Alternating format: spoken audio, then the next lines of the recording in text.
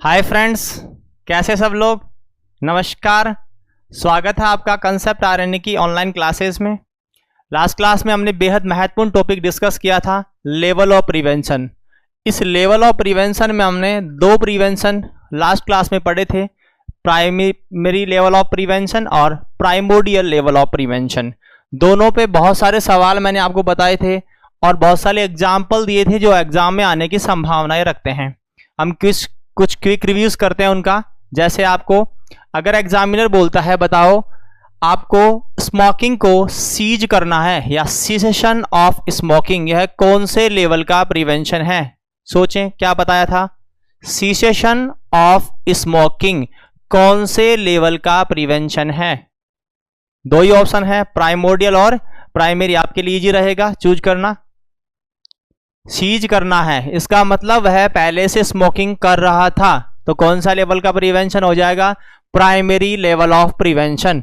यही अगर एग्जामिनर आपको बोलता है कि अवॉइडेंस ऑफ स्मोकिंग कौन से लेवल का प्रिवेंशन है, तो आपका आंसर क्या होगा, प्राइमोर्डियल लेवल ऑफ प्रिवेंशन। क्योंकि अगर वर्ड लिखा है अवॉइडेंस, इसका मतलब है कि अभी तक व्यक्ति ने स्मोकिंग करना शुरू नहीं किया है, यानी आप उसे स्मोकिंग करने से पहले समझा रहे हैं, यानी रिस्क फैक्टर उपस्थित नहीं है। इस प्रकार का प्रिवेंशन कौन सा होता है बेटा, तो आंसर जाएगा प्राइमोर्डियल लेवल ऑफ प्रिवेंशन। दोनों आंसर आपके सामने है।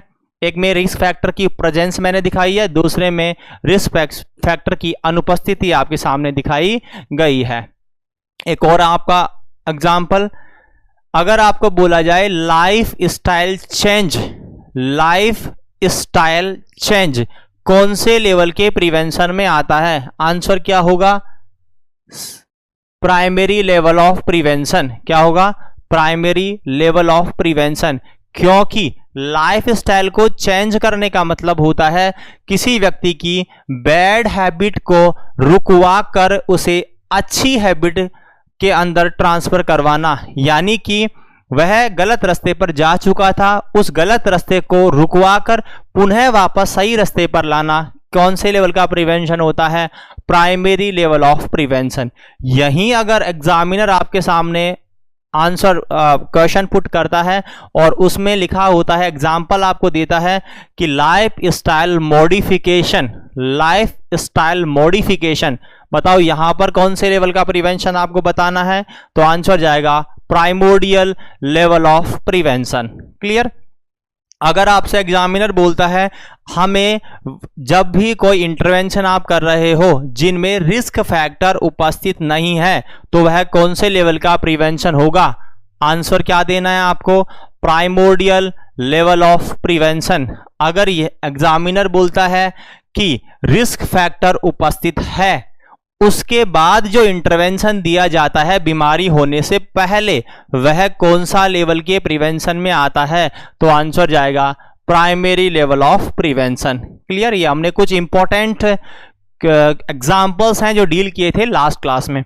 आज की हमारी क्लास है उसमें secondary level of prevention, tertiary level of prevention और जो डिजीज के एस्पेक्ट से रिलेटेड होते हैं इसमें pre pathogenesis phase, pathogenesis phase, इससे रिगार्डिंग हम बातें करने वाले हैं। क्लियर। तो हम बात करते हैं, स्टार्ट करते हैं सेकेंडरी लेवल ऑफ प्रिवेंशन से।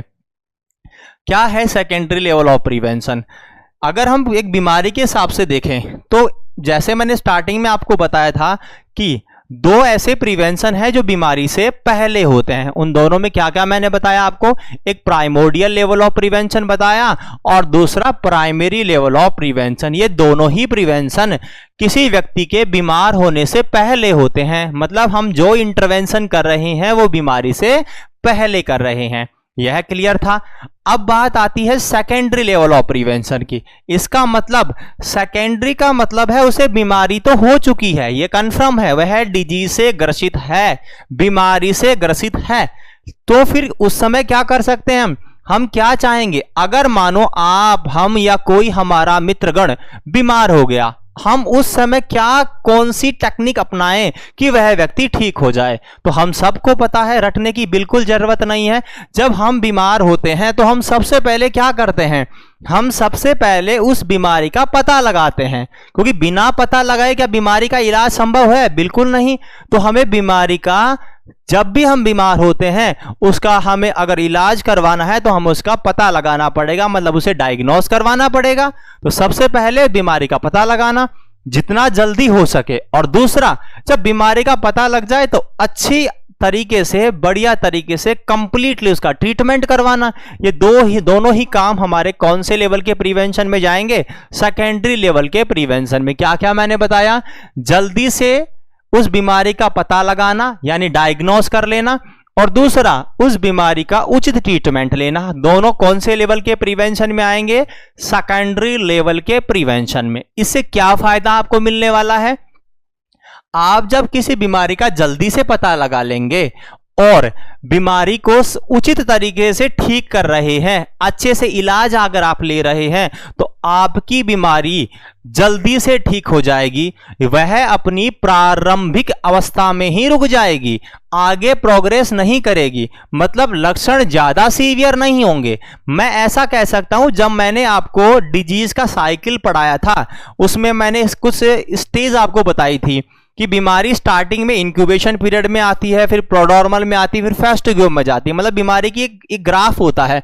तो मैं कह सकता हूं हम बीमारी को प्रारंभिक अवस्था में, इंसिपिएंट स्टेज में रोकने का प्रयास करते हैं। हम ये चाहेंगे कि बीमारी ज्यादा खतरनाक नहीं हो। बात समझ में आ रही है।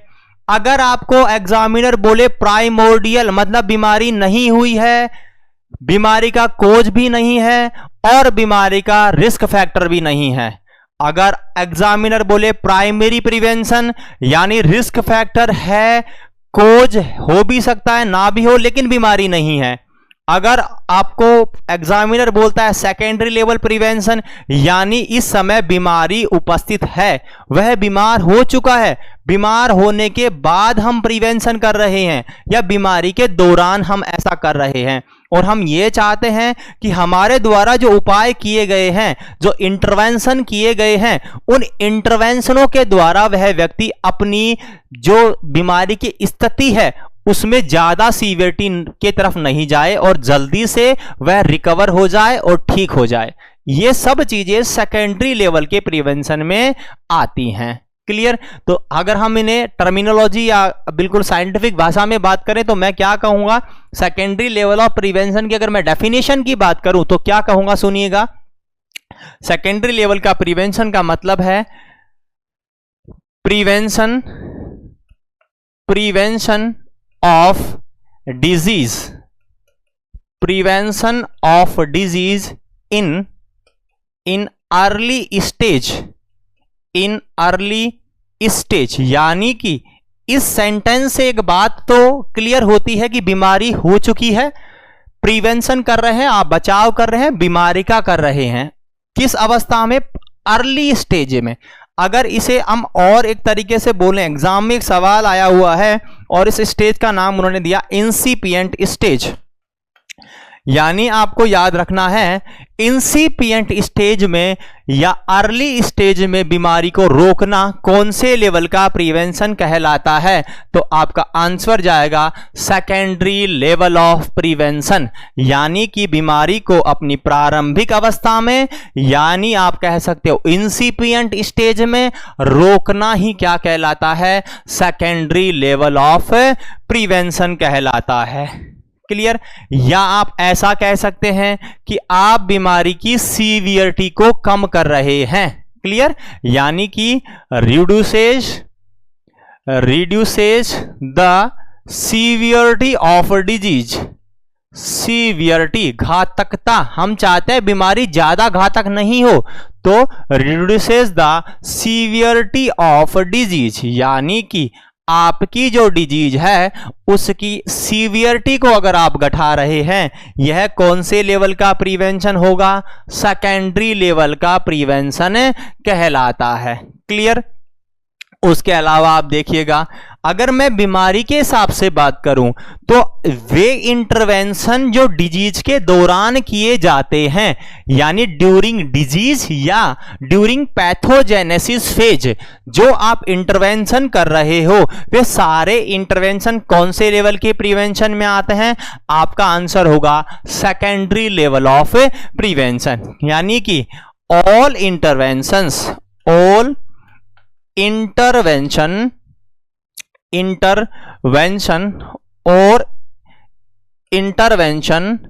परफॉर्म्ड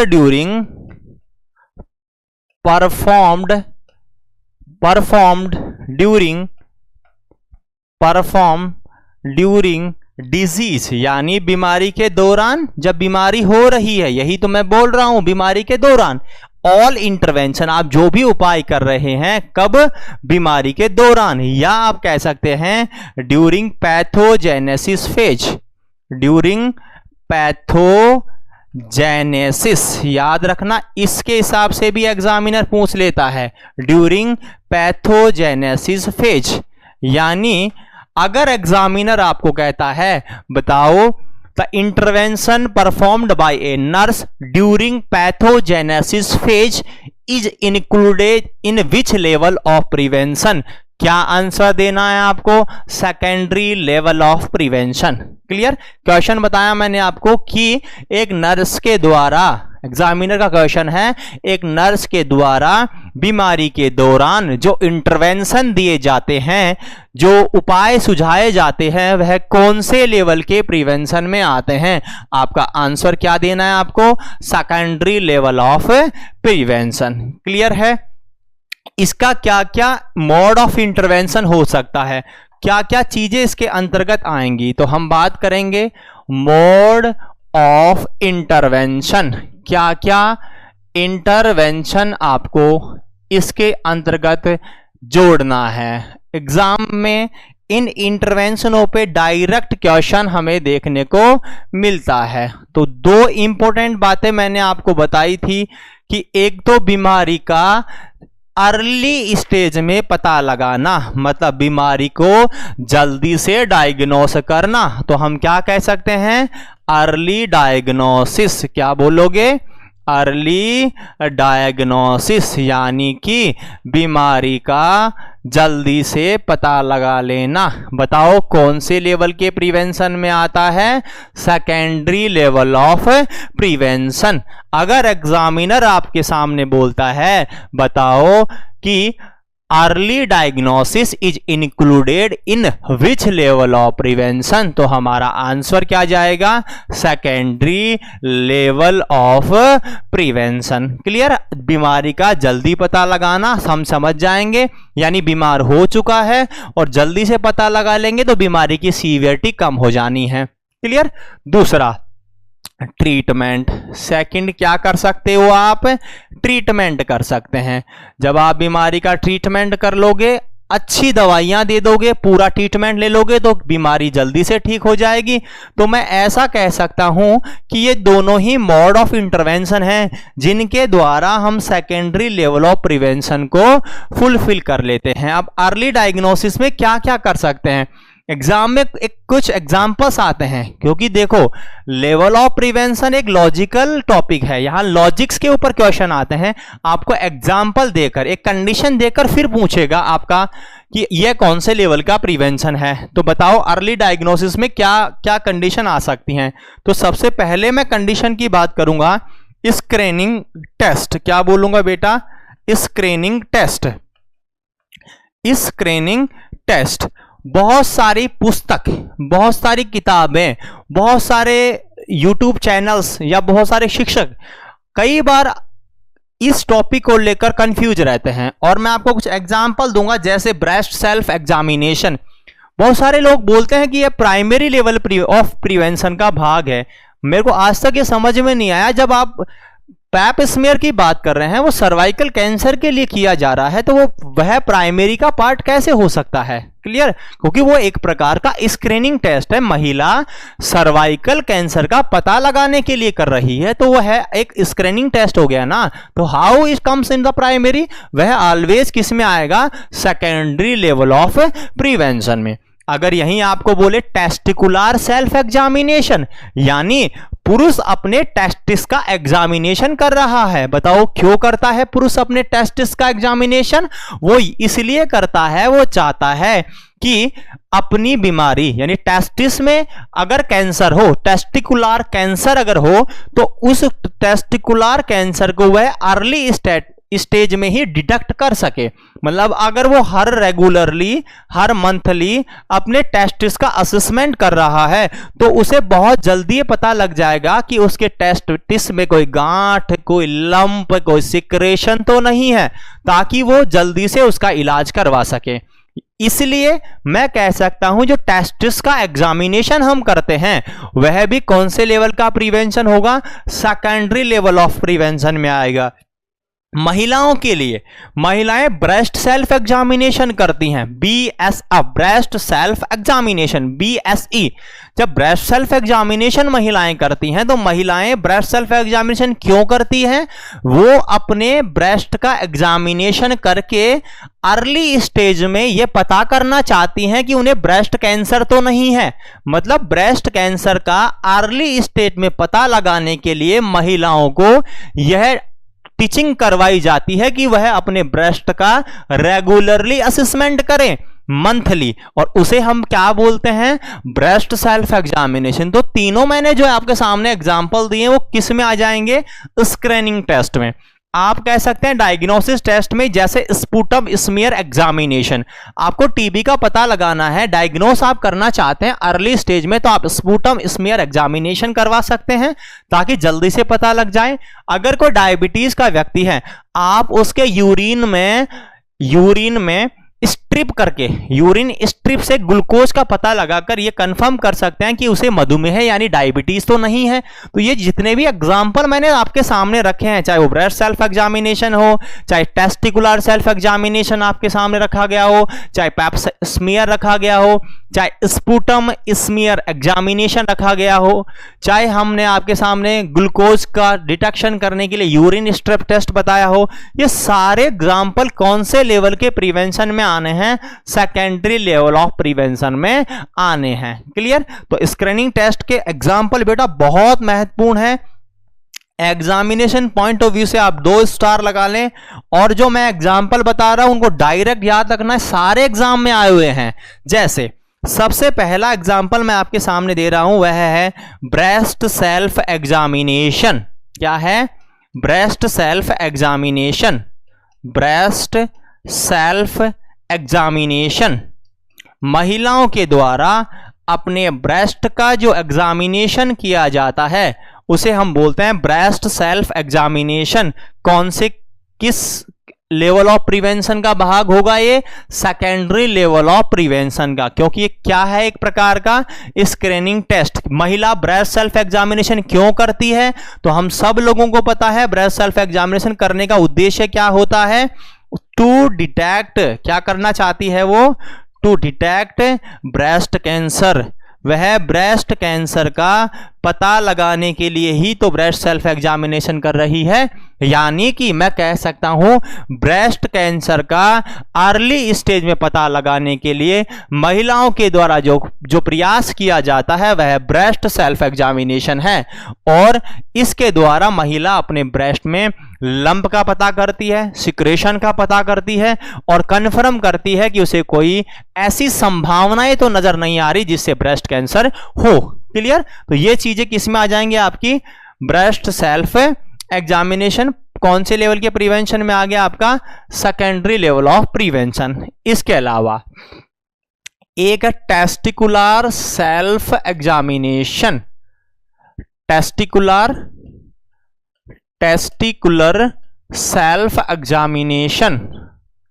टेस्टिकुलर सेल्फ एग्जामिनेशन बेटा, जो टेस्टिकुलर सेल्फ एग्जामिनेशन होता है यह एग्जामिनेशन भी पुरुषों के द्वारा किया जाता है, और इसको करने का उद्देश्य उनका होता है क्या करना?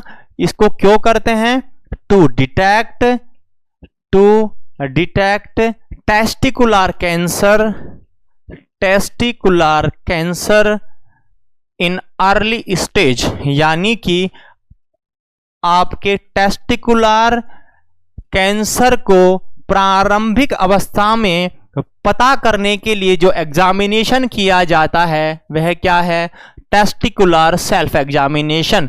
तो यह एक प्रकार का स्क्रीनिंग टेस्ट हो गया। बताओ किस में जाएगा? तो हमें बोलना है यह सेकेंडरी लेवल ऑफ प्रिवेंशन का भाग हो जाएगा। तीसरा एग्जाम्पल मैं आपके सामने दे रहा हूं, पैप स्मीयर। ये बहुत इंपॉर्टेंट है और बहुत बार एग्जाम में रिपीट हो चुका क्वेश्चन है। पैप स्मीयर बहुत पुस्तकों में लिखा है प्राइमरी लेवल ऑफ प्रिवेंशन, एकदम गलत। यह प्राइमरी लेवल ऑफ प्रिवेंशन का भाग नहीं है। यह कौन से लेवल ऑफ प्रिवेंशन में जाता है? Secondary level of prevention. क्यों करते हैं पैप स्मीयर? सर्वाइकल कैंसर का पता लगाने के लिए। क्यों करते हैं? To detect cervical cancer. कौन सा कैंसर? Cervical cancer. दोनों प्रकार के क्वेश्चन हल हो रहे हैं। ऐसा भी आता है एग्जाम में, बताओ सर्वाइकल कैंसर के लिए कौन सा टेस्ट करते हैं? तो याद रखना है पैप स्मीयर। टेस्टिकुलर कैंसर के लिए क्या करते हैं? Testicular self examination. और ब्रेस्ट कैंसर के लिए क्या कर रहे हैं? Breast self examination early stage में। कन्फर्मेटिव तो बायोप्सी होता है, लेकिन यहां ये क्या कर रहे हैं हम? ये अर्ली स्टेज में डायग्नोस करने के लिए। क्लियर जी? इसके अलावा और एग्जाम्पल आप देखिए, और भी जो टेस्ट हैं, जैसे आपके case finding programs, case finding health programs, case finding health programmes.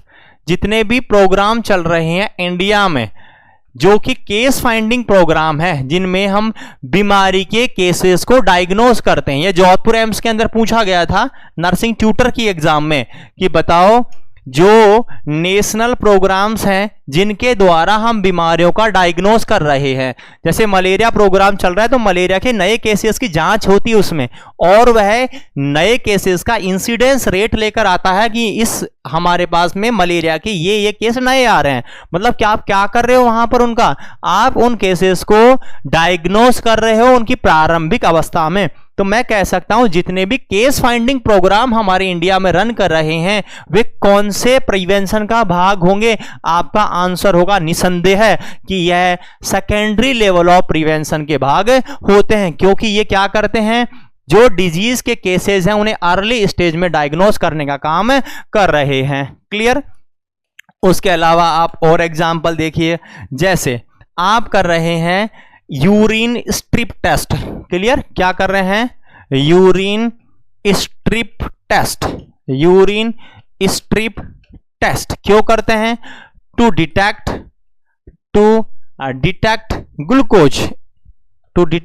Glucose and diagnose diabetes mellitus. यानी डायबिटीज मेलाइटस को डायग्नोस करने के लिए अर्ली स्टेज में जो यूरिन का स्ट्रिप टेस्ट किया जाता है, यह कौन से लेवल का प्रिवेंशन होगा? सेकेंडरी लेवल का प्रिवेंशन, क्योंकि यह भी एक डायग्नोस का ही पार्ट होता है। क्लियर? उसके अलावा और देखिएगा आप, जैसे अगर हम बात करें इन्हीं के अंदर, जैसे साइकोथेरेपी आप दे रहे हैं। क्या दे रहे हैं? साइकोथेरेपी। ये ट्रीटमेंट के पार्ट में आते हैं साइकोथेरेपी। इसका दूसरा पार्ट है ट्रीटमेंट, उसमें हम पढ़ लेंगे इसे, यहां रहने दो, आप कंफ्यूजन रहेगा। ये सारे तो इसके आपके स्क्रीनिंग टेस्ट में आ गए, दोनों जो मैंने आपके सारे रखे हैं। टेस्टिकुलर सेल्फ एग्जामिनेशन, पहला मैंने बताया आपको ब्रेस्ट सेल्फ एग्जामिनेशन, याद रखें। दूसरा मैंने बताया आपको टेस्टिकुलर सेल्फ एग्जामिनेशन, याद रखना है। पैप स्मीयर याद रखना है। Case finding programs, urine strip test to detect the glucose and diagnose the diabetes mellitus. एक और आप इसी में लिख लें, स्पूटम स्मीयर एग्जामिनेशन, ये भी इसी में आता है। Sputum smear examination, sputum smear examinations, जो आप स्पूटम स्मीयर एग्जामिनेशन करते हैं, यह भी कौन से लेवल के प्रिवेंशन में जाता है? सेकेंडरी लेवल ऑफ प्रिवेंशन में। जो भी मैंने आपको एग्जांपल्स दिए हैं, they all comes into the secondary level of prevention. Clear? अब हम बात करते हैं, दो चीजें मैंने अब बताई थी सेकेंडरी लेवल प्रिवेंशन में। पहला अर्ली डायग्नोसिस, और अर्ली डायग्नोसिस में मैंने स्क्रीनिंग टेस्ट आपके सामने रखा। दूसरा मैंने आपको बताया था कि इसी का अंदर जो आपका अर्ली डायग्नोसिस में हो गया, अब दूसरा ट्रीटमेंट वाला पोर्शन बाकी था। तो ट्रीटमेंट वाले पोर्शन की बात मैं कर रहा हूं। ट्रीटमेंट वाले पोर्शन में क्या क्या चीजें इसमें इंक्लूड करी जाएंगी, देखिएगा। यह भी सेकेंडरी लेवल के प्रिवेंशन की ही बात कर रहा हूं। ट्रीटमेंट में क्या क्या बातें ध्यान रखनी है, एक तो इसमें मेडिकेशन आती हैं। ट्रीटमेंट में क्या आती हैं, मेडिकेशन। आप जो दवाइयां दे रहे हैं, ड्रग्स दे रहे हैं, मेडिकेशंस, ये सब कौन से लेवल के प्रिवेंशन में आती है, आपकी सेकेंडरी लेवल ऑफ प्रिवेंशन में। जैसे मल्टी ड्रग थेरेपी, MDT आप देते हैं, डोट्स आप दे रहे हैं, क्लियर। ये किसके लिए देते हैं, MDT। क्वेश्चन आया हुआ है, किसके लिए दी जाती है MDT, ये देते हैं फॉर लेप्रोसी, लेप्रोसी के लिए मल्टी ड्रग थेरेपी, लेप्रोसी कुष्ठ रोग के लिए दी जाती है MDT। और डॉट्स थेरेपी किसके लिए देते हैं बेटा, ट्यूबरक्लोसिस के लिए देते हैं dots therapy, direct observe treatment short course, clear. तो यह TB के लिए दिया जाता है। ये सब किस में आता है, आपके मेडिकेशन के अंदर आ जाती हैं। इसके अलावा और कुछ एग्जाम्पल मैं आपको दे रहा हूं जो डायरेक्ट एग्जाम में आने की संभावनाएं रखती हैं। जैसे यह क्वेश्चन भुवनेश्वर एम्स में आया था, माइनर सर्जरियां। एक बात याद रखना, वैसे तो मेजर सर्जरी जो होती हैं वह टर्सरी प्रिवेंशन में आती हैं, लेकिन माइनर सर्जरी इसमें आती हैं। और माइनर में भी एक एग्जाम्पल बहुत विख्यात है, that is called cataract surgery. कौन सा, कैटरैक्ट सर्जरी। अगर कभी भी एग्जामिनर आपको ये वाला एग्जाम्पल दे, बताओ कैटरैक्ट सर्जरी कौन से लेवल का प्रिवेंशन है, आपको कभी भी टर्सरी लेवल ऑफ प्रिवेंशन नहीं करना है। याद रखना कौन से लेवल का प्रिवेंशन होगा, ये सेकेंडरी लेवल ऑफ प्रिवेंशन, क्योंकि ये माइनर सर्जरी का भाग है। तो माइनर सर्जरीज, सम मेडिकेशंस, इसके अलावा कुछ थेरेपीज की बात मैं कर रहा हूं, जैसे साइकोथेरेपी। कौन सी therapy, psychotherapy, physiotherapy, physiotherapy for arthralgia. Arthralgia किसको बोलते हैं, जॉइंट पेन को। जब जॉइंट में दर्द होता है तो हम उसे बोलते हैं आर्थ्रेल्जिया, जॉइंट पेन, क्लियर। जब हमारे जॉइंट में पेन होता है तो हम उसे आर्थ्रेल्जिया बोलते हैं। उसके लिए जो फिजियोथेरेपी आप करवा रहे हो, कौन से लेवल का प्रिवेंशन हो जाएगा, ये सेकेंडरी लेवल का प्रिवेंशन है। कैटरैक्ट सर्जरी कौन से लेवल का प्रिवेंशन है, सेकेंडरी लेवल का प्रिवेंशन होता है। जो दवाइयां आप दे रहे हैं वो कौन से लेवल का प्रिवेंशन है, सेकेंडरी लेवल का प्रिवेंशन होता है। यहां पर एक और मैं बहुत इंपॉर्टेंट टॉपिक बता रहा हूं।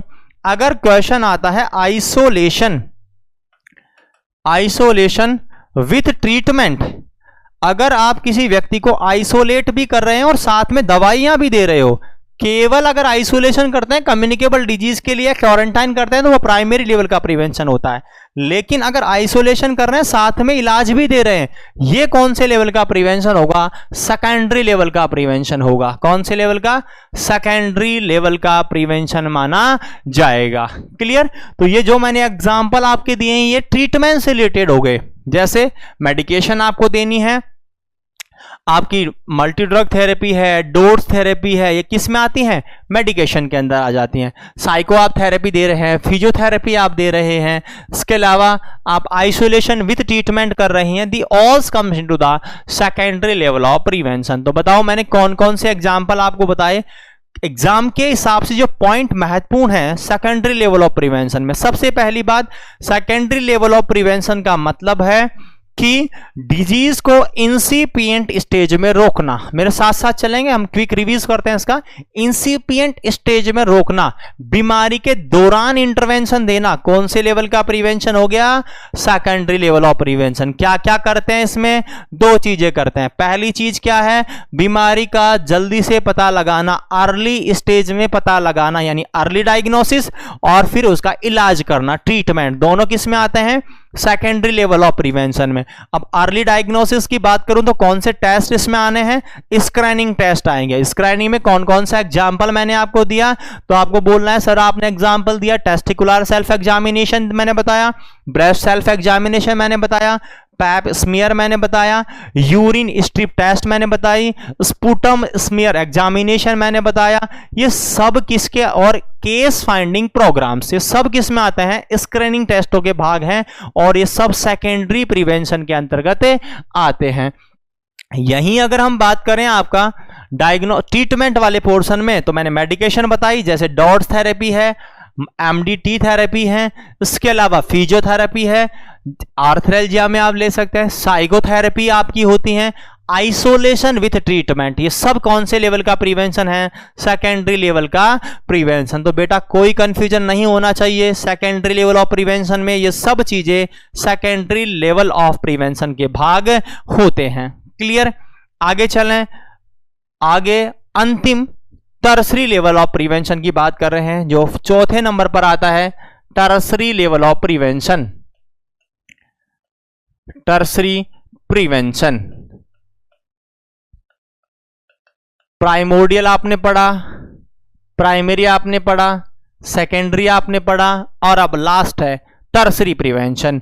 क्या है tertiary prevention?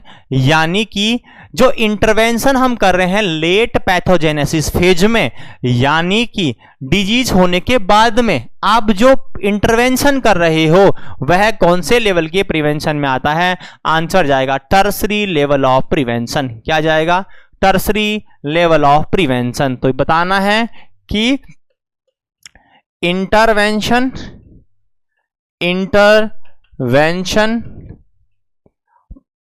Performed in late pathogenesis. क्या बोलना है? Late pathogenesis phase.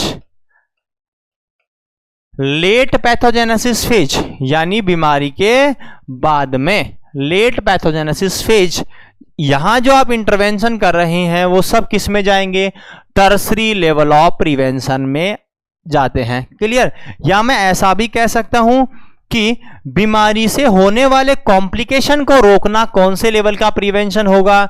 Tertiary level का प्रिवेंशन। क्लियर? तो आप बताएंगे टू कंट्रोल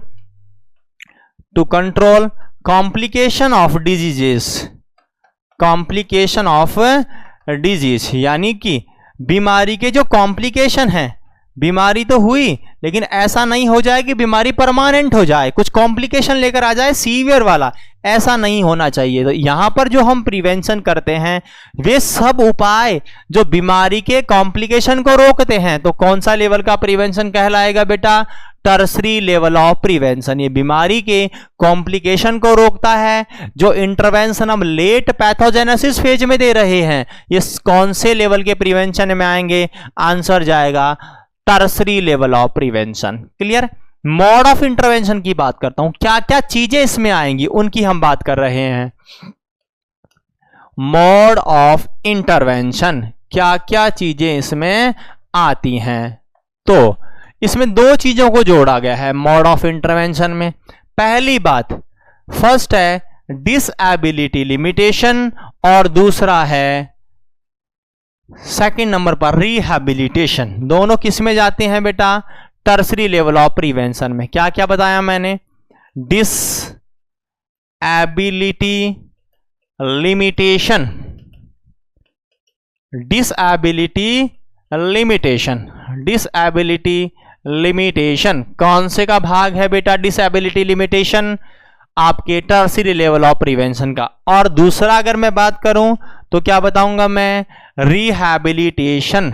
रिहैबिलिटेशन, जो रिहैबिलिटेशन है वह कौन से लेवल का प्रिवेंशन होता है? तो आपका आंसर जाना है टर्सरी लेवल ऑफ प्रिवेंशन। क्या क्या बताया? डिसएबिलिटी लिमिटेशन और रिहैबिलिटेशन। अब डिसएबिलिटी लिमिटेशन की बात हो रही है तो सबसे पहले हम डिसएबिलिटी की बात करते हैं। क्या होता है डिसएबिलिटी? तो मैंने स्टार्टिंग में आपको पढ़ाया था, जब मैं लेवल ऑफ प्रिवेंशन को शुरू किया था तो मैंने वहां 4 सीक्वेंस आपको बताए थे। सबसे पहले मैंने बताया था डिजीज होता है, उसके बाद मैंने बताया इंपेयरमेंट होता है, फिर डिसेबिलिटी होती है और फिर क्या होता है? हैंडीकैप। तो मैं ऐसा कह सकता हूं कि डिसेबिलिटी का मतलब क्या होता है?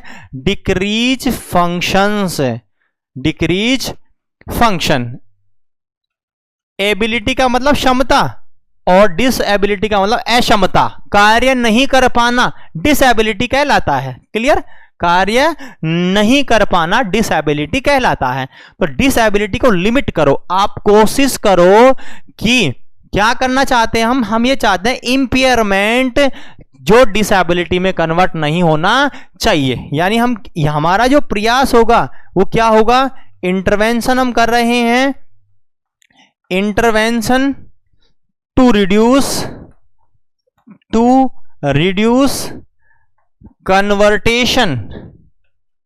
कन्वर्टेशन ऑफ इम्पेयरमेंट इनटू डिसएबिलिटी। हम ये चाहते हैं कि किसी ऑर्गन का फंक्शन जो खराब हो गया, काम नहीं कर रहा, ये परमानेंट नहीं होना चाहिए। मतलब इंपेयरमेंट डिसएबिलिटी में कन्वर्ट नहीं होना चाहिए, ये हम चाहते हैं। और यहां पर जो आप प्रयास करोगे, उन प्रयासों के द्वारा आप डिसएबिलिटी को कम कर रहे हैं, आपका इंपेयरमेंट है उसको आगे बढ़ने से रोक रहे हैं। ये सब चीजें कौन से लेवल का प्रिवेंशन कहलाएंगी, टर्सरी लेवल ऑफ प्रिवेंशन। क्या कहलाएंगी, टर्सरी लेवल ऑफ प्रिवेंशन। याद रखना ये बात, टर्सरी लेवल ऑफ प्रिवेंशन में वो आपको क्रम याद रखना है, कौन से वाला जो मैं बता रहा हूं आपका। सबसे पहले मैंने क्या बताया था, डिजीज, उसके बाद मैंने क्या बताया था आपको, इंपेयरमेंट, क्या बताया था, इंपेयरमेंट, और इंपेयरमेंट के बाद में आपके डिसएबिलिटी, और डिसएबिलिटी के बाद में क्या बताया था, हैंडीकैप। क्या बताया था, हैंडीकैप। और ये भी बोला था कि इस पर एग्जाम में सवाल आया हुआ है, इसके क्रम में सीक्वेंस पर ही सवाल आ गया था, पीजीआई में पूछा गया है कि इसका सीक्वेंस बताओ। तो यहां डी, आई, डी और एच। तो हम जो इंटरवेंशन कर रहे हैं यहां पर, यह है आपके टर्सरी लेवल ऑफ प्रिवेंशन में। किस में आते हैं, टर्सरी लेवल ऑफ प्रिवेंशन में। Clear, tertiary level of prevention में आते हैं, जो क्या कर रहे हैं, आपकी डिसएबिलिटी को कम कर रहे हैं। यहां पर आप करोगे tertiary level of prevention.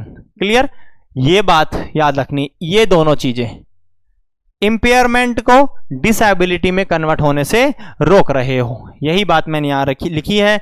Intervention to reduce कन्वर्टेशन, बदलाव होना, इंपेयरमेंट इनटू डिसएबिलिटी, और इसी को बोलता है डिसएबिलिटी लिमिटेशंस। क्या होगा, डिसएबिलिटी लिमिटेशंस। जैसे अब इसके एग्जाम्पल देखिएगा, क्या क्या हम यहां कर सकते हैं डिसएबिलिटी लिमिटेशन में। जैसे किसी व्यक्ति को पोलियो हो गया, पोलियो हो गया, लकवे से ग्रसित है वो पोलियो में, तो लोअर लिम्ब में आता है। आप उस पोलियो के बाद में उसे क्या कर रहे हैं, आप उसे व्यक्ति की जो है उसमें फंक्शंस जो हैं, पोलियो में उससे पहले जो फंक्शन डिमिनिश हुए हैं, कम होने लगे, हम क्या कर रहे हैं, उसे फिजियोथेरेपी देकर पोलियो में, और उसके फंक्शनों को हम चाहते हैं कि वो व्यक्ति हैंडीकैप में कन्वर्ट नहीं हो जाए, पैरालिसिस में कन्वर्ट नहीं हो जाए, या डिसएबिलिटी में कन्वर्ट नहीं हो जाए। तो ये चीजें किस में आ जाएंगी, टर्सरी लेवल ऑफ प्रिवेंशन में। तो मैं क्या कह सकता हूं, जैसे फिजियोथेरेपी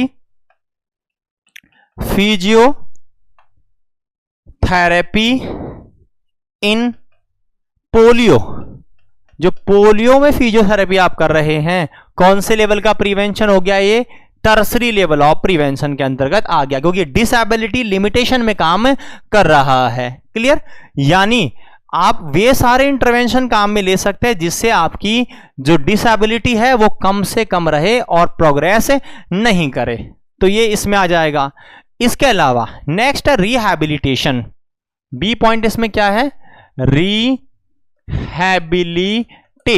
आप इसे ध्यान से पढ़ें, क्या होता है रिहैबिलिटेशन। सबसे पहली बात तो रिहैबिलिटेशन क्या होता है, बिल्कुल सामान्य भाषा में रटने का प्रयास नहीं करें, बहुत डिफिकल्ट नहीं, आसानी समझने का प्रयास करें। जैसे कोई व्यक्ति था, उसका एक्सीडेंट हो गया और उसका एक पैर कट गया, एम्पुटेट हो गया। अब क्या करना है रिहैबिलिटेशन में, आप उस व्यक्ति को, अब जब उसका पैर कट गया, क्या वो पैर दोबारा आ सकता है? नहीं आ सकता, नहीं आ सकता ना। आप उसके अल्टरनेट यूज ले सकते, जयपुर फुट आप लगाओ, लेकिन वो ओरिजिनल नहीं है ना, उसके समान है, this is called supplement, alternate है। तो उस व्यक्ति को क्या, उस व्यक्ति को ऐसे जीना सिखाना कि वो बिना पैर के या पैर का सप्लीमेंटेशन काम में लेकर अपनी जिंदगी को आसानी से जी सके। मतलब ट्रेन करना और रिट्रेन करना, ट्रेनिंग एंड रिट्रेनिंग बार बार करते, एक बार में नहीं होता, बार बार करनी पड़ती, बहुत समय, कितने रिहेबिलिटेशन के लिए बहुत समय लगता है, तब जाके व्यक्ति उसका आदी होता है। तो ट्रेन करना और रिट्रेन करना ताकि वो अपने ऑप्टिमम फंक्शन को प्राप्त कर सके, जो वो प्राप्त कर सकता है। अब ऐसा तो नहीं है कि उसका एक पैर कट गया तो बेचारा बोरिया उठा के, और पहले मानो बोरिया उठाता था अब वो बोरिया उठा पाए, यह संभावना नहीं है, लेकिन उसको उस लायक बना देना कि वो अपनी जीविका गुजार सके, समाज में अपनी जो डिग्निटी है उसे मेंटेन कर सके। क्योंकि अलग अलग प्रकार से होते हैं ये मेडिकल रिहैबिलिटेशन, उसमें हम व्यक्ति के फंक्शनों को रिस्टोर करते हैं। वोकेशनल रिहैबिलिटेशन, उसमें हम उस लायक बनाते हैं कि वो उतना कमा सके, अपनी जिंदगी को जी सके। साइकोलॉजिकल होता है, उसमें पर्सनल कॉन्फिडेंस और डिग्निटी को मेंटेन करते हैं। सोशल रिहैबिलिटेशन में समाज में इंटरपर्सनल रिलेशनशिप को मेंटेन करते हैं, क्योंकि जब व्यक्ति का पैर कट गया वो सोचेगा यार मैं तो समाज में किसी के सामने नहीं जाऊंगा, मेरा पैर कटा है, मेरी जो पर्सनैलिटी वो खराब हो गई, तो उसे बोलना है ऐसा कुछ भी नहीं है। जो लोग बिना पैरों के होते हैं वो सब काम कर देते हैं, ऐसे ऐसे काम कर देते हैं जिनके पैर होते हुए वो नहीं कर पाते। आपने देखा होगा बहुत सारे हम एग्जाम न्यूज़पेपर में पढ़ते हैं कि व्यक्ति के, एक महिला थी उसके हाथ नहीं थे, उसने पैरों से लिखी कविता, आपने पढ़ा होगा ऐसा। क्या होता है ये, वो रिहैबिलिटेशन के बाद में इतने स्ट्रांग हो जाते हैं अंदर से कि उन्हें लगता ही नहीं है कि उनका कोई बॉडी पार्ट है ही नहीं, ऐसा फील ही नहीं होता उन्हें, वो इतने स्ट्रांग होते हैं। वो कई बार आपने एग्जाम्पल सुने होंगे, लेफ्ट हैंडेड था और लेफ्ट हैंडेड व्यक्ति का उसका हाथ एम्पुटेट हो गया और उसने राइट हैंड से ट्रेनिंग की और उसके बाद वो शूट किया और फर्स्ट रैंक लेकर आ गया, क्लियर, ओलंपिक्स वगैरह में। तो ये क्या है, this comes into the rehabilitation, यानी training and retraining of the individual to achieve the optimum level of health, कि वो बार बार ट्रेनिंग करके, रिट्रेनिंग करके अपनी स्वास्थ्य का उच्चतम स्तर प्राप्त कर सके और आसानी से अपनी जिंदगी को जी सके, जो बचे हुए फंक्शन है उनसे अपनी लाइफ गुजार सके। यही चीज रिहैबिलिटेशन कहलाती है, क्लियर। तो मैं अगर डिफाइन करूं रिहैबिलिटेशन को, बोलूंगा training, rehabilitation means training and retraining,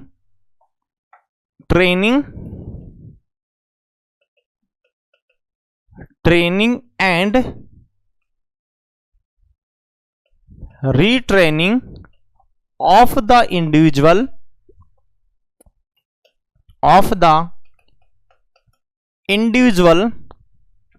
to achieve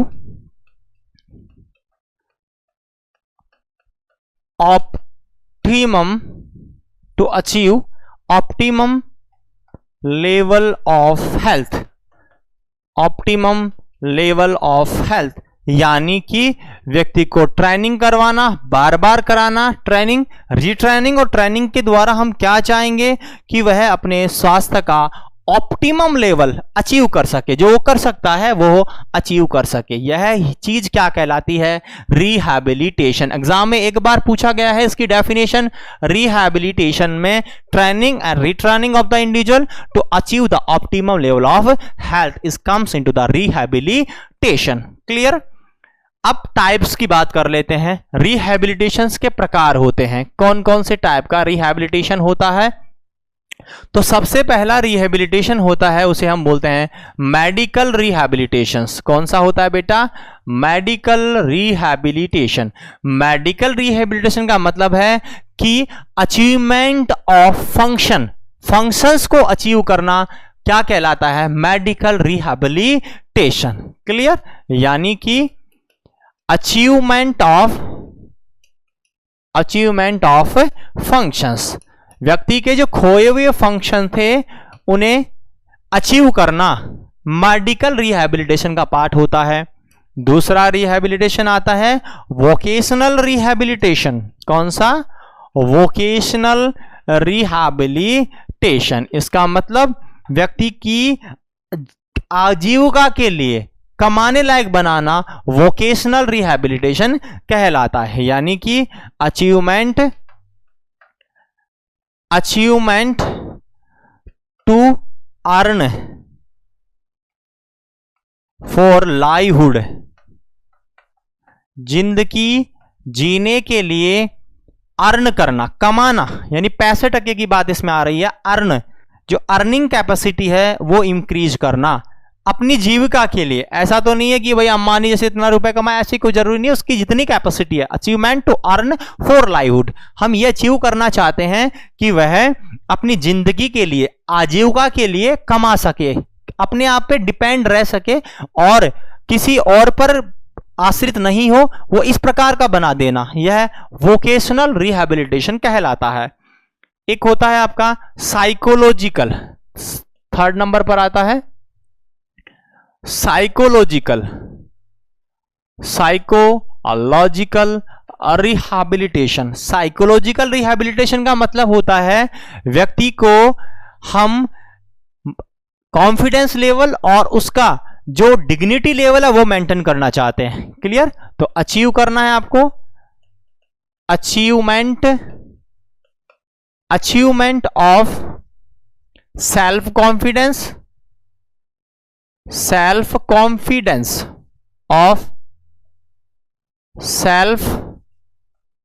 confidence and personal dignity,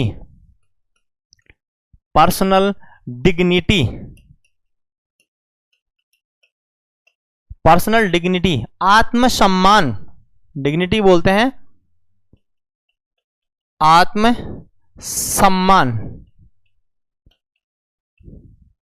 आत्मसम्मान, पर्सनल डिग्निटी, आत्मसम्मान, वह व्यक्ति आत्मसम्मान से भरा हुआ हो, पर्सनल डिग्निटी से भरा हुआ होना चाहिए।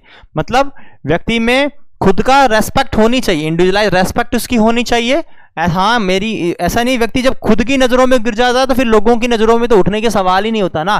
तो व्यक्ति में ये कॉन्फिडेंस होना चाहिए, जज्बा बढ़ते हैं उस ट्रेनिंग के दौरान कि आप वो सब कर सकते हैं जो एक सामान्य मनुष्य कर सकता है।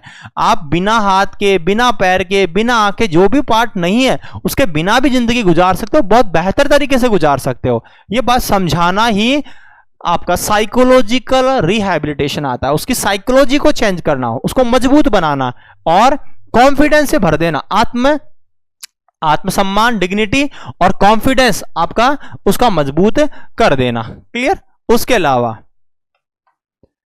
नेक्स्ट आता है आपका सोशल रिहैबिलिटेशन। सोशल रिहैबिलिटेशन में समाज से रिलेटेड बातें इसमें आती हैं, जैसे इंटरपर्सनल रिलेशनशिप को मेंटेन करना। क्लियर? तो इसमें हम मेंटेन करते हैं, maintain interpersonal relationship, interpersonal relationship समाज में उसकी मेंटेन करना सोशल रिहैबिलिटेशन कहलाता है। 4 प्रकार मैंने बताया बेटा।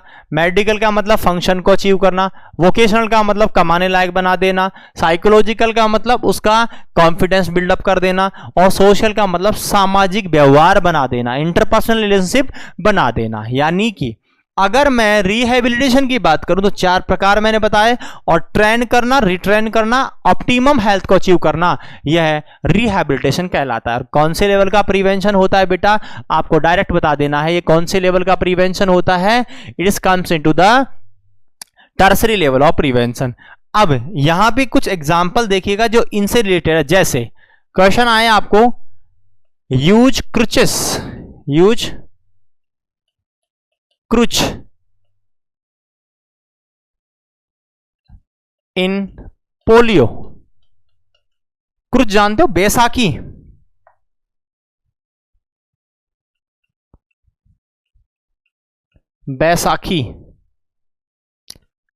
बैसाखी की सहायता से चलते हैं। तो जो क्रुच यूज लेते हैं, क्रुचेस पोलियो में, ये रिहैबिलिटेशन सेंटर के भाग है। उन्हें पोलियो के बाद भी आप चलना सिखा रहे हैं क्रुच की सहायता से। It is called a rehabilitative function. तो यह कौन से लेवल का प्रिवेंशन हो जाएगा? टर्सरी लेवल का प्रिवेंशन। उसके अलावा कुछ अन्य एग्जाम्पल भी मैं आपके सामने दे रहा हूं, जैसे डायरेक्ट एग्जाम में आए हुए सवाल हैं ये। एक तो पैलिएटिव सर्जरी,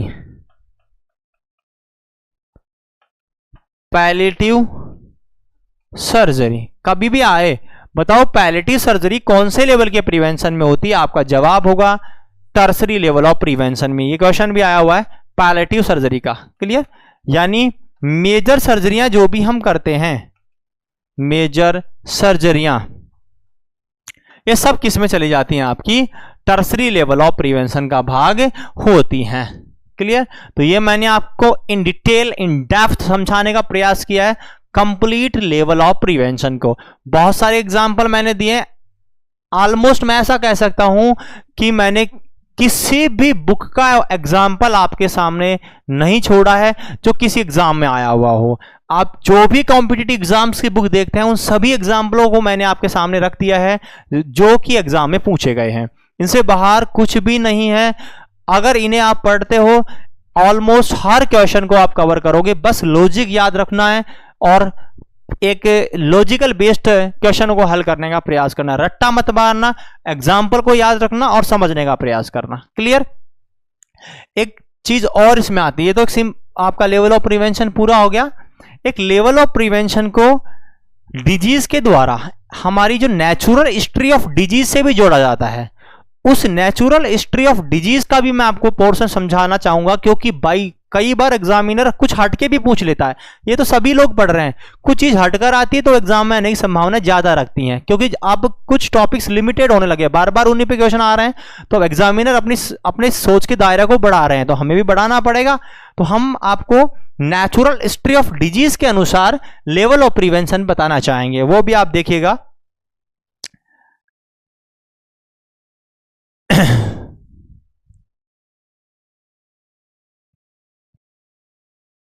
ये आपका है नेचुरल हिस्ट्री ऑफ डिजीज।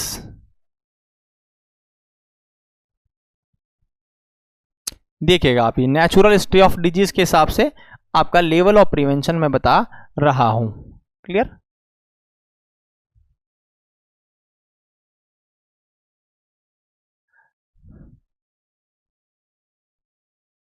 देखिएगा आपको इसमें जो ज्यादा डार्क पोर्शन है वही देखना है।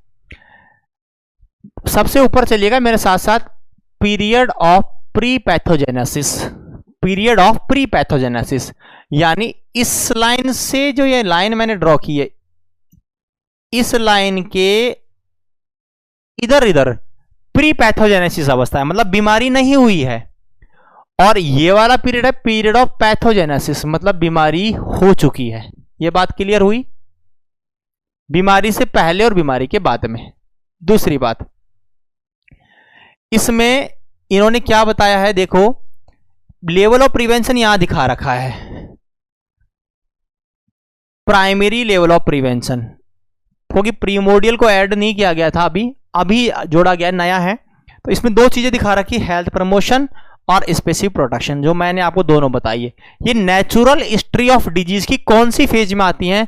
तो आपको याद रखना है प्री पैथोजेनेसिस फेज में आती हैं, जहां पर आपका ये एनवायरमेंटल ट्राइड, आपका एपिडेमियोलॉजिकल ट्राइड, एजेंट, होस्ट और एनवायरमेंट काम करते हैं। ये सारे फैक्टर्स बीमारी के लिए के लिए जिम्मेदार हैं, और इनके बाद में बीमारी पैथोजेनेसिस फेज में ट्रांसफर हो जाएगी। मतलब अब यहां से पहले बीमारी के पहले की अवस्था है। तो यहां दो प्रिवेंशन हो जाएंगे। अभी के हिसाब से मैं बात करूं तो प्राइमोडियल और प्राइमरी, और प्राइमरी में दो चीजें हैं, हेल्थ प्रमोशन और स्पेसिफिक प्रोटेक्शन। उसके बाद बीमारी की अवस्था आ गई।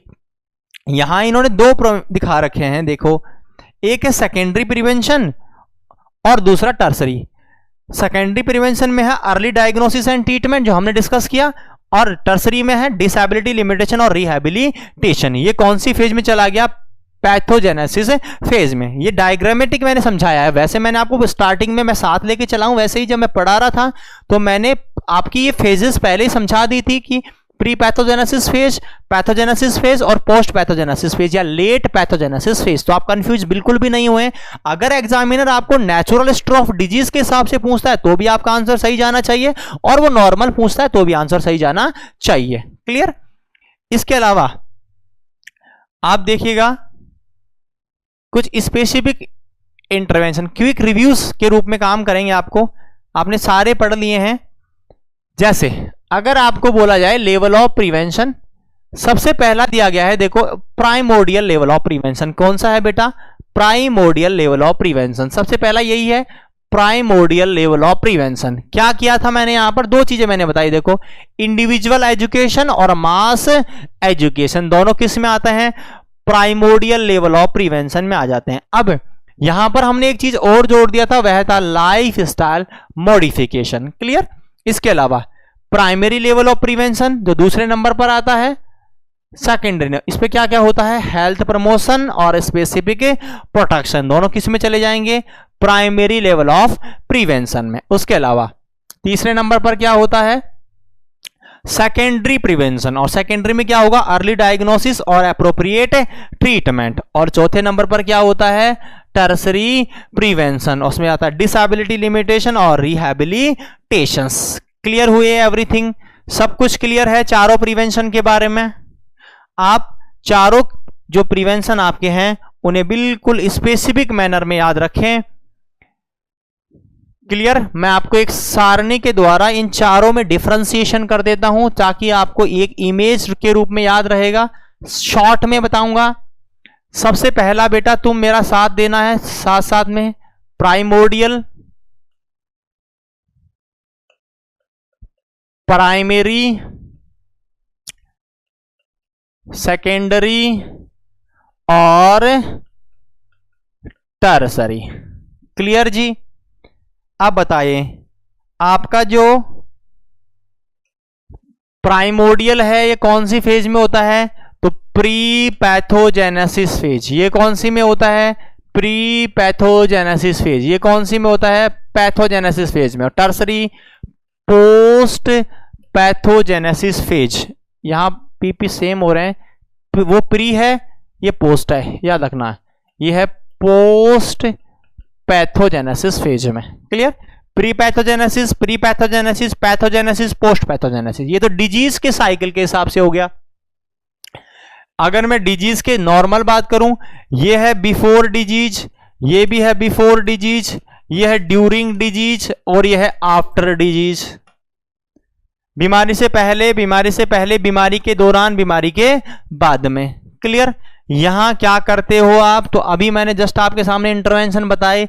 यहां है health education, life style modification इसमें आता है और मास एजुकेशन इसमें आता है। प्राइमरी में क्या क्या दो चीजें आती हैं? पहला है आपका हेल्थ प्रमोशन और स्पेसिफिक प्रोटेक्शन इसमें आता है। सेकेंडरी की बात करें तो अर्ली डायग्नोसिस और ट्रीटमेंट इसमें आता है। डिसेबिलिटी लिमिटेशन और रिहैबिलिटेशंस। क्लियर? एग्जांपल्स आपके सामने देखिएगा। सबसे महत्वपूर्ण पॉइंट एग्जांपल्स का होता है। प्राइमोर्डियल की बात करें तो रिस्क फैक्टर, यहां रिस्क फैक्टर जो है वह एब्सेंट है, यहां रिस्क फैक्टर प्रेजेंट है, यहां डिजीज प्रेजेंट है। क्लियर? यहां पर मेंस्ट्रुअल साइकिल की एजुकेशन दे रहे हो एक लड़की को जिसकी एज अभी 6 साल ही है, प्राइमोर्डियल प्रिवेंशन है, रिस्क फैक्टर प्रेजेंट नहीं है। ट्रेडिशनल लाइफ स्टाइल अडॉप्ट करने के लिए बोल रहे हो आप, और उस ताकि उसे ओबेसिटी नहीं हो, कौन से लेवल का प्रिवेंशन है? Primordial level of prevention. आप कृष्ण जो आपके किशन जी हैं उन्हें समझा रहे हो, बल्कि वो स्मोकिंग नहीं करते हैं कि आप स्मोकिंग करना बेकार बात है, तो वह कौन से लेवल का प्रिवेंशन हो गया? प्राइमोर्डियल लेवल ऑफ प्रिवेंशन में आ जाता है। क्लियर? अगर मैं इसकी बात करूं तो यहां मैं कहूंगा आप वैक्सीनेशन आप जो दे रहे हैं वो इसमें आता है, क्वारंटाइन कर रहे हैं कम्युनिकेबल डिजीज के लिए, आइसोलेशन कर रहे हैं, ये सब कौन से लेवल के प्रिवेंशन में आते हैं? प्राइमरी लेवल ऑफ प्रिवेंशन में। वैक्सीनेशन, कॉन्ट्रासेप्शन, पीपी किट पहनना, ग्लव्स पहनना, गाउन पहनना, सब कौन से का एग्जाम्पल है? Primary level of prevention. अगर मैं सेकेंडरी की बात करूं, जितने भी स्क्रीनिंग टेस्ट आप करवा रहे हो किस में आएंगे? सेकेंडरी लेवल ऑफ प्रिवेंशन में। जितने भी मेडिकेशन आप दे रहे हो किस में आएंगे? सेकेंडरी लेवल ऑफ प्रिवेंशन में। कुछ कुछ अपवाद याद रखने, केवल कम्युनिकेबल डिजीज का आइसोलेशन करना किस में जाता है? प्राइमरी में। लेकिन अगर आइसोलेशन प्लस ट्रीटमेंट कर रहे हैं तो सेकेंडरी में। क्लियर? अगर माइनर सर्जरी की बात करें तो सेकेंडरी में, जैसे कैटरेक्ट सर्जरी। मेजर सर्जरियों की बात करें तो, या पैलेटिव सर्जरियों की बात करें तो किसमें चले जाएंगे, टर्सरी लेवल ऑफ प्रिवेंशन में। This is the a complete overview of a level of prevention. आशा करता हूं उससे बाहर एक भी क्वेश्चन आपको नहीं मिलेगा और आपको गलत भी करके नहीं आना है। एक नंबर आपको जरूर मिलना चाहिए, क्योंकि एक क्वेश्चन जरूर आएगा एग्जाम में, याद रखना है। अब हम कुछ क्वेश्चंस देख लेते हैं जो हमने स्टार्टिंग में पढ़े थे। आज आप आराम से इनका आंसर दे पाओगे, मेरे को बताने की जरूरत ही नहीं होगी। देखिएगा क्वेश्चंस लेवल ऑफ प्रिवेंशन पे। पहला क्वेश्चन पढ़ें आप, फटाक से जल्दी से पढ़ें। Decrease the development of risk factor. बताओ रिस्क फैक्टर को घटाना कौन से लेवल का प्रिवेंशन है। बताया था पहली line, reduce emergence of risk factor कौन से लेवल के प्रिवेंशन में आते हैं, प्राइमोर्डियल लेवल ऑफ प्रिवेंशन। क्योंकि रिस्क फैक्टर किसमें अनुपस्थित होता है, प्राइमोर्डियल में। किसमें प्रेजेंट हो जाएगा, प्राइमरी में। बीमारी किसके दौरान प्रेजेंट होती है, सेकेंडरी के दौरान। क्लियर। तो कौन से लेवल ऑफ प्रिवेंशन के तहत आप रिस्क फैक्टरों को उत्पन्न होने से रोक रहे हो, यानी इमर्ज होने से रोक रहे हो। Answer will be the primordial level of prevention. Clear जी। चलें आगे, नेक्स्ट देखिएगा, पढ़ो। To prevent the occurrence of disease in the presence of risk factor, यानी रिस्क फैक्टर की उपस्थिति में बीमारी की होने की संभावनाओं को घटाना कौन से लेवल का प्रिवेंशन है, यानी रिस्क फैक्टर प्रेजेंट है। अब बताओ कौन से लेवल का प्रिवेंशन होगा बेटा, primary level of prevention. Decrease the possibilities of disease occurrence, decrease the possibilities of disease occurrence in the presence of risk factor. Risk factor की उपस्थिति में बीमारी होने की संभावनाओं को घटाना कौन से लेवल का प्रिवेंशन होगा, answer will be the primary level of prevention. Next देखिएगा, नेक्स्ट क्वेश्चन नंबर 3 को आप रीड करें। Remove the possibilities of disease occurrence is, वह कौन सा लेवल का प्रिवेंशन है जो बीमारी की संभावनाओं को घटा रहा है, पॉसिबिलिटीज ऑफ डिजीज अकरेंस। तो भी आंसर क्या आ जाएगा, प्राइमरी लेवल ऑफ प्रिवेंशन, क्योंकि यह प्रिवेंशन बीमारी की संभावनाओं को घटा रहा है और रिस्क फैक्टर उपस्थित है। क्लियर। नेक्स्ट देखिएगा, आप क्वेश्चन नंबर 4 को भी रीड करें। आपके सामने क्वेश्चन नंबर 4 स्क्रीन पर अवेलेबल है। To prevent progress of disease in incipient stage, incipient का मतलब बताया अर्ली अवस्था, बीमारी को अपनी प्रारंभिक अवस्था में रोकना कौन से लेवल का प्रिवेंशन होता है। आंख बंद कर कर जवाब देना है कि यह कौन से लेवल का होगा, सेकेंडरी लेवल ऑफ प्रिवेंशन। जिस लेवल ऑफ प्रिवेंशन में हम बीमारी को अपनी अर्ली स्टेज में रोक देते हैं, वह कौन से लेवल का प्रिवेंशन होता है, secondary level of prevention. Clear. Next देखिएगा आगे, question number 5, intervention in late pathogenesis phase. बीमारी की लेट पैथोजेनेसिस फेज में जो इंटरवेंशन करे जाते हैं वो क्या होते हैं, तो आंसर होगा आपका टर्सरी लेवल ऑफ प्रिवेंशन। क्या होला है, tertiary level of prevention. Late pathogenesis का मतलब हो गया बीमारी के बाद वाली स्टेज, तो आंसर क्या हो जाएगा, tertiary level of prevention. Clear. This the end of the level of prevention with rational. मैंने आपको क्वेश्चंस भी समझा दिए हैं, बहुत सारे एग्जाम्पल आपको दे दिए हैं, आपको इसे रीड करना है। और अब हमारा जो नया टॉपिक है, अगला टॉपिक हम जो स्टार्ट करेंगे वह है वैक्सीनेशन। सबसे महत्वपूर्ण टॉपिक माना जाता है वैक्सीनेशन। और जब आप CHO की एग्जाम देंगे तो बहुत सारे सवाल इसमें से देखने को मिलेंगे, बड़े ध्यानपूर्वक पढ़ें, लंबा टॉपिक होगा। हम एक एक पॉइंट को स्पेसिफिकली पढ़ेंगे और क्वेश्चन भी हल करवाएंगे जो एग्जाम में आने की संभावनाएं रखते हैं। क्लियर। तो मिलते हैं वैक्सीनेशन के साथ में अगली क्लास में, तब तक के लिए राम राम, बाय।